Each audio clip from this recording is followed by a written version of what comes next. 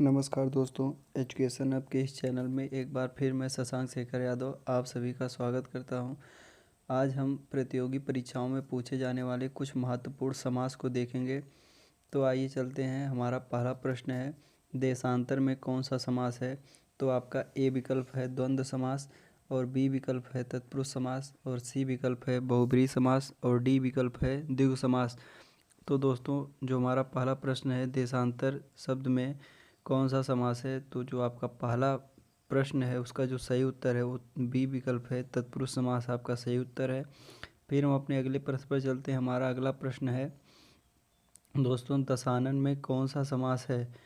तो दोस्तों, जो दूसरा प्रश्न है आपका, दशानन में कौन सा समास है, इसका पहला विकल्प है तत्पुरुष समास, और खा वाला विकल्प है जो वो कर्मधारय समास, और सी विकल्प जो है वो बहुब्रीहि समास, और डी वाला जो विकल्प है दोस्तों वो द्विगु समास।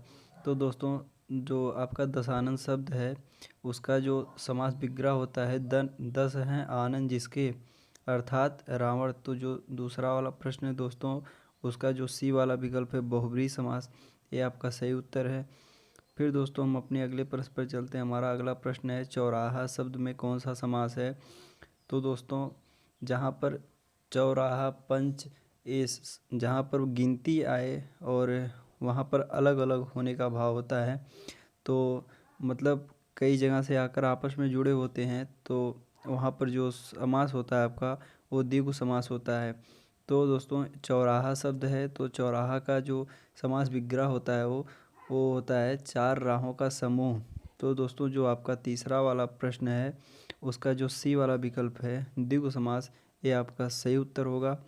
फिर दोस्तों, हम अपने अगले प्रश्न पर चलते हैं। हमारा अगला प्रश्न है, तिरंगा में कौन सा समास है? तो दोस्तों, इसमें आपका पहला विकल्प है द्वंद्व समास, और दूसरा विकल्प है द्विगु समास, और तीसरा विकल्प है अव्ययी भाव समास, और डी वाला विकल्प है तत्पुरुष समास। तो दोस्तों, जो आपका चौथा प्रश्न है उसका जो बी वाला विकल्प है द्विगु समास, ये आपका सही उत्तर है। और ये तिरंगा का जो समास विग्रह होगा वो तीन रंगों वाला, अर्थात तीन रंगों से मिलकर जो बना हुआ होता है उसे तिरंगा कहते हैं। फिर हम अपने अगले प्रश्न पर चलते हैं। दोस्तों, हमारा अगला प्रश्न है, देव जो महान है यह किस समास का उदाहरण है? देव जो महान है यह किस समास का उदाहरण है? तो आपका ए वाला विकल्प है कर्मधारय, बी विकल्प है बहुब्रीहि, सी विकल्प है तत्पुरुष, और डी विकल्प है अव्ययी भाव। तो जो आपका पांचवा प्रश्न है दोस्तों, देव जो महान है, ये आपका जो ये समास है, इसमें जो समास है वो आपका पहला वाला विकल्प कर्मधारय, ये सही है। फिर दोस्तों, हम अपने अगले प्रश्न पर चलते हैं। हमारा अगला प्रश्न है, घुड़दौड़ का समास विग्रह बताइए। घुड़दौड़ का समास विग्रह बताइए। तो दोस्तों, जो हमारा पहला विकल्प है घोड़े जैसी तेज दौड़, घोड़े की दौड़, और सी वाला विकल्प है दौड़ने वाला घोड़ा, और डी विकल्प है घोड़ा और दौड़। तो दोस्तों, जो हमारा छठवां प्रश्न है उसका जो सही उत्तर है वो बी वाला है घोड़े की दौड़, यह आपका सही उत्तर है। फिर दोस्तों, हम अपने अगले प्रश्न पर चलते हैं। हमारा अगला प्रश्न है दोस्तों, राजपुत्र में कौन सा समास है? राजपुत्र में कौन सा समास है?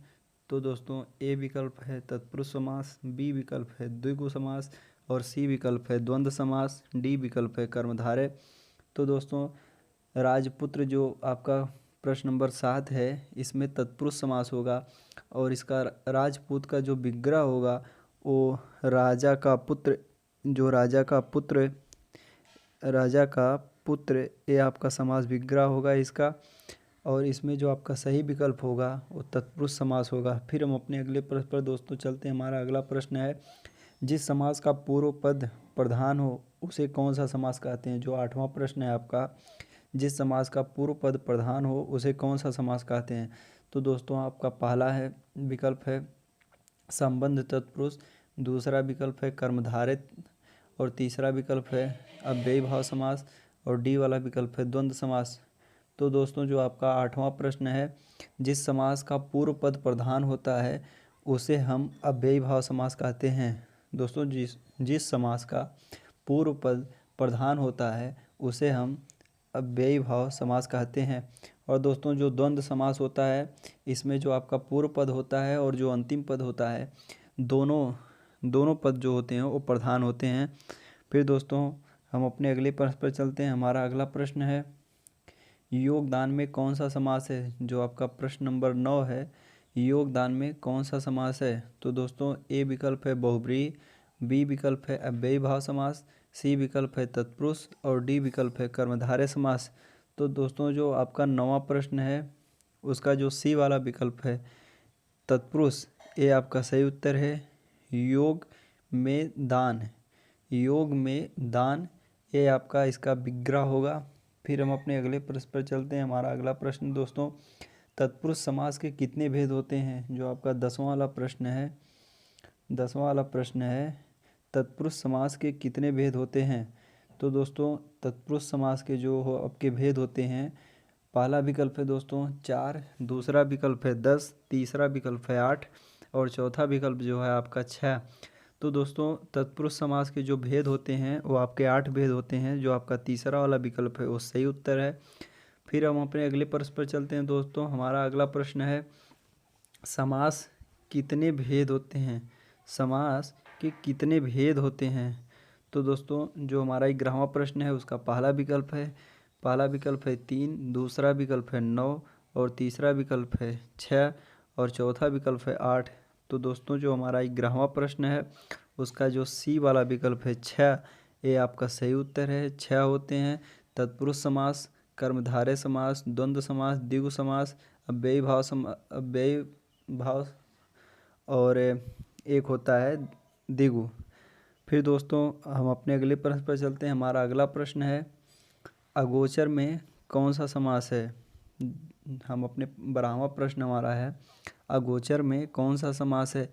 तो पहला विकल्प है दोस्तों अव्ययी भाव, दूसरा विकल्प है पंचमी तत्पुरुष और तीसरा विकल्प है नज और चौथा विकल्प है आपका कर्मधारय। तो दोस्तों जो आपका 12वां प्रश्न है उसका जो सी वाला है, जो उसका सी वाला विकल्प है 12वें प्रश्न का, ये आपका सही उत्तर है। फिर दोस्तों हम अपने अगले प्रश्न पर चलते हैं। हमारा अगला प्रश्न है मृगनयन में कौन सा समास है। दोस्तों जो 13वां प्रश्न है मृगनयन में कौन सा समास है। पहला विकल्प है तत्पुरुष, दूसरा विकल्प है द्वंद्व, तीसरा विकल्प है कर्मधारय और चौथा विकल्प है द्विगु। तो दोस्तों जो हमारा 13वां प्रश्न है उसका जो 13वां जो हमारा प्रश्न है उसका जो सी वाला उत्तर है कर्मधारय, ये आपका सही उत्तर है। मृग जैसी नयनों वाला, मृगनयन का जो समास विग्रह होगा वो होगा मृग अर्थात हिरण के जैसे नयन वाला। ये आपका 13वां प्रश्न हुआ। फिर हम अपने अगले प्रश्न पर चलते हैं। हमारा अगला प्रश्न है यथाक्रम में कौन सा समास है। दोस्तों जो हमारा 14 प्रश्न है, 14वां प्रश्न यथाक्रम में कौन सा समास है। और पहला विकल्प है कर्मधारय, दूसरा विकल्प है अव्ययी भाव समास, तीसरा विकल्प है तत्पुरुष समास, चौथा विकल्प है द्विगु समास। तो दोस्तों जो 14वां प्रश्न है उसका जो बी वाला विकल्प है अव्ययी भाव, ये आपका सही उत्तर है। और यथाक्रम का जो समास विग्रह होगा वो होगा क्रम के अनुसार, अर्थात यथाक्रम मतलब क्रम के अनुसार, किसी काम को क्रम के अनुसार किया जाता है तो उसे कहते हैं कि यथाक्रम काम किया गया, मतलब क्रम के अनुसार। फिर हम अपने अगले प्रश्न पर चलते हैं दोस्तों। हमारा अगला प्रश्न है राधा कृष्ण में कौन सा समास है। तो दोस्तों पहला विकल्प है आपका द्वंद्व समास, दूसरा विकल्प है द्विगु समास, तीसरा विकल्प है तत्पुरुष समास और चौथा विकल्प है अव्ययी भाव समास। तो दोस्तों जो 15वां प्रश्न है उसका जो ए वाला विकल्प है द्वंद्व समास, ये आपका सही उत्तर है। द्वंद्व समास में दोनों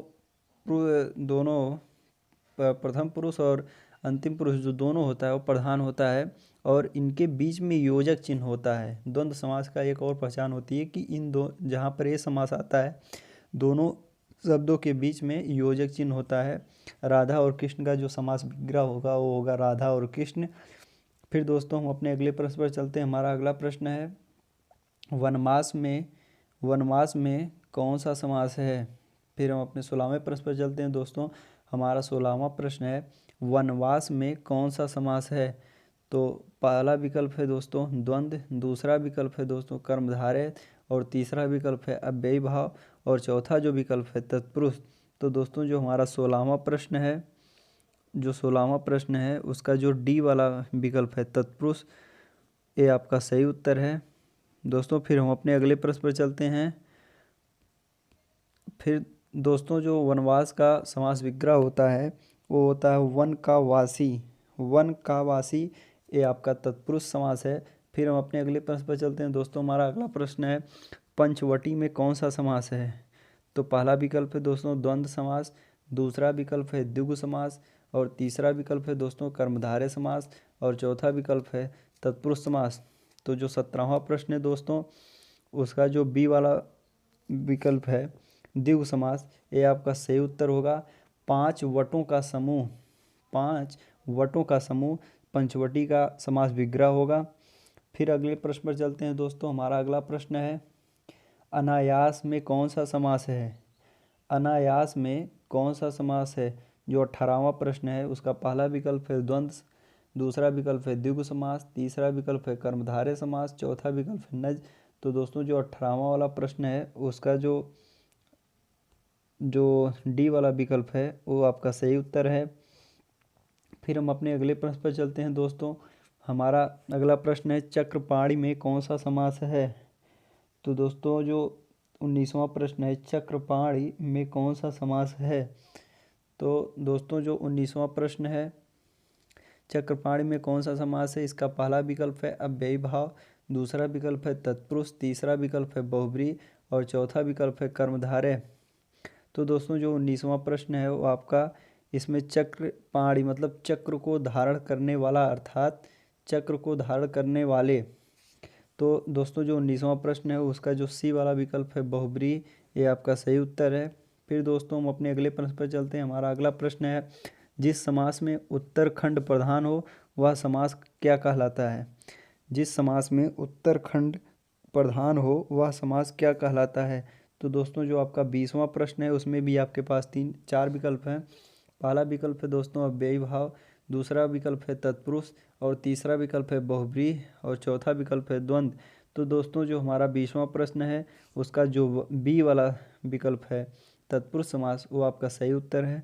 फिर हम अपने अगले प्रश्न पर चलते हैं दोस्तों। हमारा अगला प्रश्न है सुपुरुष, सुपुरुष में कौन सा समास है। सुपुरुष में कौन सा समास है। तो दोस्तों पहला विकल्प है द्विगु, दूसरा विकल्प है द्वंद्व, तीसरा विकल्प है कर्मधारय, चौथा विकल्प है अव्ययी भाव। तो दोस्तों जो 21वां प्रश्न है उसमें जो कर्मधारय आपका तीसरा विकल्प है आपका सही उत्तर है। और फिर अगले प्रश्न पर चलते हैं दोस्तों। हमारा अगला प्रश्न है साग पात में कौन सा समास है। साग पात में कौन सा समास है। तो दोस्तों पहला विकल्प है आपका द्विगु, दूसरा विकल्प है अव्ययी भाव, तीसरा विकल्प है द्वंद्व और चौथा विकल्प है कर्मधारय। तो दोस्तों जो 22वां वाला प्रश्न है साग पात में कौन सा समास है। तो दोस्तों जो इसका सही उत्तर होगा आपका सी विकल्प होगा, द्वंद्व समास है आपका सही उत्तर होगा 22वें का। फिर अगले प्रश्न पर चलते हैं दोस्तों हमारा 23वां प्रश्न है देवासुर में कौन सा समास है। जो 23वां प्रश्न है दोस्तों देवासुर में कौन सा समास है।